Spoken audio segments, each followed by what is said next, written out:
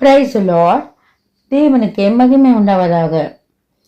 நாம் இன்று வாசிக்கப் போகிற வசனம் என்னவென்றால், இயேசுவின் பாடுகளை குறித்து நாம் வாசிக்கப் போகிறோம். அது ஏசாயா 53 அதிகாரத்தில் உள்ளது. கேட்போமா? எங்கள் மூலமாய் கேள்விப்பட்டதை விசுவாசித்தவன் யார்? கர்த்தருடைய புயம் யாருக்கு வெளிப்பட்டது? இனக்கிளையைப் போலவும் வறண்ட நிலத்திலிருந்து துளிக்கிற வேரை போலவும் அவனுக்கு முன்பாக எழும்புகிறார். அவருக்கு அழகும் இல்லை, சௌந்தரும் இல்லை. அவரை பார்க்கும்போது நாம் அவரை விரும்பத்தக்க ரூபம் அவருக்கு இல்லாது இருந்தது. அவர் அசட்டை பண்ணப்பட்டவரும் மனுஷரால் புறக்கணிக்கப்பட்டவரும் துக்கம் நிறைந்தவரும் பாடு அனுபவித்தவருமாய் இருந்தார். அவரை விட்டு நம்முடைய முகங்களை மறைத்து கொண்டோம். அவர் அசட்டை பண்ணப்பட்டு இருந்தார், அவரை எண்ணாமல் போனோம். மெய்யாகவே அவர் நம்முடைய பாடுகளை ஏற்றுக்கொண்டு நம்முடைய துக்கங்களை சுமந்தார். நாமோ அவர் தேவனால் அடிபட்டு வாதிக்கப்பட்டு சிறுமைப்பட்டவர் என்று எண்ணினோம். நம்முடைய மீறுதல்களின் நிமித்தம் அவர் காயப்பட்டு நம்முடைய அக்கிரமங்கள் நிமித்தம் அவர் நொறுக்கப்பட்டார். நமக்கு சமாதானத்தை உண்டு பண்ணும் ஆக்கினை அவர் மேல் வந்தது.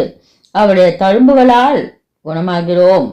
நாம் எல்லாரும் ஆடுகளைப் போல வழி தப்பி திரிந்து அவனவன் தன் தன் வழியிலே போனோம். கர்த்தரோ நம் எல்லாருடைய அக்கிரமத்தையும் அவர் மேல் விழப்பண்ணினார். அவர் நெருக்கப்பட்டும் ஒடுக்கப்பட்டும் இருந்தார், ஆனாலும் தம்முடைய வாயை அவர் திறக்கவில்லை.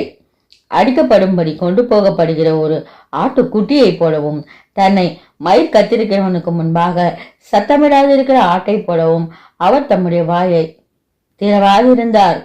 இருக்கனிலும் நியாய தீர்ப்பிலும் இருந்து அவர் எடுக்கப்பட்டார். அவருடைய வம்சத்தை யாரால் சொல்லி முடியும்? ஜீவனுடைய தேசத்திலிருந்து அறுப்புண்டு போனார். என் ஜனத்தின் மீறுதலின் நிமித்தம் அவர் வாதிக்கப்பட்டார். துன்மார்க்கரோடு அவருடைய பிரேத கொலையை நியமித்தார்கள், ஆனாலும் அவர் மரித்த போது ஐஸ்வர்யவானோடு இருந்தார். அவர் கொடுமை செய்யவில்லை, அவர் வாயில் வஞ்சனை இருந்ததும் இல்லை. கர்த்தரோ அவரை நொறுக்க சித்தமாக்கி அவரை பாடுகளுக்கு உட்படுத்தினார். அவருடைய ஆத்மா தன்னை குற்ற நிவாரண பலியாக ஒப்புக் கொடுக்கும் போது அவர் தமது சன்னதியை கண்டு நீடித்த நாளாய் இருப்பார். கர்த்தருக்கு சித்தமானது அவர் கையினால் வாய்க்கும். அவர் தமது ஆத்ம வருத்தத்தின் பலனை கண்டு திருப்தியாவார். என் தாசனாக நீதிபரர் தம்மை பற்றும் அறிவினால் அநேகரை நீதிமான்கள் ஆக்குவார். அவர்களுடைய அக்கிரமங்களை தாமே சுமந்து கொள்வார்.